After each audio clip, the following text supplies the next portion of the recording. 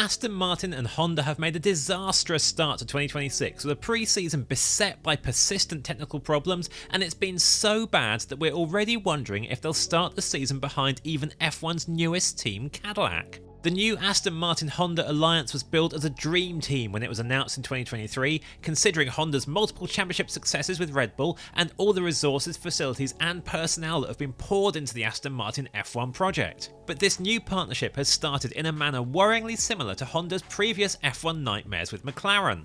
Honda's all-new 2026 power unit is down on power and efficiency and is also encountering various problems across the internal combustion engine and the battery. Just as in 2017, the awful start to what turned out to be its final season with McLaren, its engine has managed the lowest mileage count by a long way in pre-season, and its works team is lagging well behind rivals who have enjoyed much more productive winters, including a brand new team that only got its entry approved 12 months ago. Aston Martin completed just under 240 km per day on average across 9 days of possible testing in 2026. This is at least better than Honda's abysmal delayed start to the V6 turbo hybrid era first time around in 2015, when it was limited to under 150 km per day on average, but it's almost identical to 2017, when Honda averaged just under 250 km per day, and the poor reliability and performance of that year's engine led to McLaren ending that works partnership. To put this in a 2026 context, Mercedes has averaged just over 650 km of running per car per day over its 4 teams, while Ferrari hits almost 600 km per day as well. Red Bull at just over 580 km and Audi at just over 550 km are in a similar ballpark. Aston Martin Honda's troubled test reached an utterly limp conclusion in Bahrain, where Honda had to drastically limit the team's mileage on the final day after a battery problem on Thursday. The consequences of that spilled over into Friday. Aston Martin only completed 2 installation laps at the end of the first 4-hour session on the final day, after Honda conducted overnight analysis and test bench work at its Sakura R&D facility in Japan to establish what kind of run plan might be feasible. And it wasn't just short runs in the final session at the end of Friday, it was basically no meaningful running at all, as the car completed just 4 more slow laps before being retired to the garage permanently. While it wasn't as prominent as when the car wasn't running, which is a much more obvious way to signal you're in trouble, when the Aston Martin was on track, it wasn't pretty either. This is not a car or an engine that looks or sounds very well sorted. Right from the start of the Bahrain test, we've seen the Aston Martin locking up at almost every opportunity, problems on the front axle, on the rear axle, the balance shifts. We've had the car moving around a lot. We've had it spitting the drivers off the track, most notably Lance Stroll ending up in the gravel. So this is something that is just incredibly unrefined. They are nowhere near getting into the performance of the car, refining it, exploiting it, understanding its strengths and weaknesses even. And on the sound side, that often signals how rough and raw a project is, or where somebody is in a program. And the best comparison I can make is that the Audi sounded incredibly rough from the videos you could hear in Barcelona and then what we could see and hear trackside in Bahrain in the first test. But by the second test, the Audi's sounding a lot more refined. It looks and sounds like a program that's better calibrated. The Honda is just nowhere near that. It's rough on throttle, the turbo sound is off. It's also had these moments sometimes where it almost like locks and briefly goes completely silent.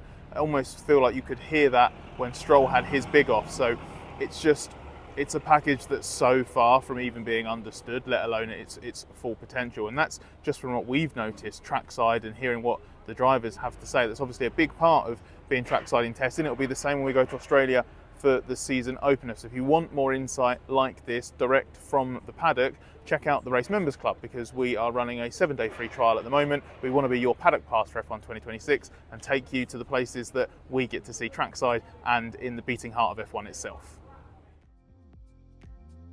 The major problem for Aston Martin during pre-season has been a negative spiral for Honda that traps the team during this final Bahrain test, but actually began back in Barcelona's shakedown week. Aston Martin's car was finished late and only completed its first shakedown laps at the end of the penultimate day of that test, then had restricted running on the final day with straight line speeds severely limited as the engine ran in a detuned state. As reliability problems have continued and fresh ones emerged in Bahrain, the car has spent significant amounts of time in the garage not logging vital laps. This kicks off a hugely problematic cycle. Honda suffers a problem which costs mileage and vital learning, so it cannot make enough progress, and when the car goes back out, another problem is suffered. Honda imposed its limitation on Aston Martin's running on the final day of testing due to a shortage of engine parts, with one suggestion even being that Honda was down to its last battery on site, meaning Honda had to be very careful to avoid a final terminal problem, an effort that looks as though it wasn't successful anyway.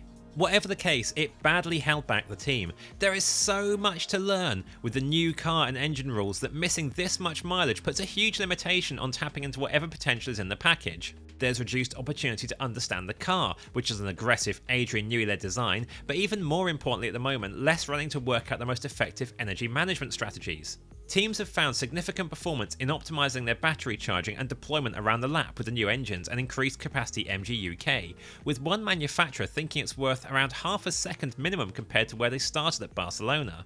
Aston Martin, Honda and their two drivers are therefore lagging well behind others in understanding what techniques and mapping are required, let alone where Honda's weaknesses in those areas truly lie and to what extent.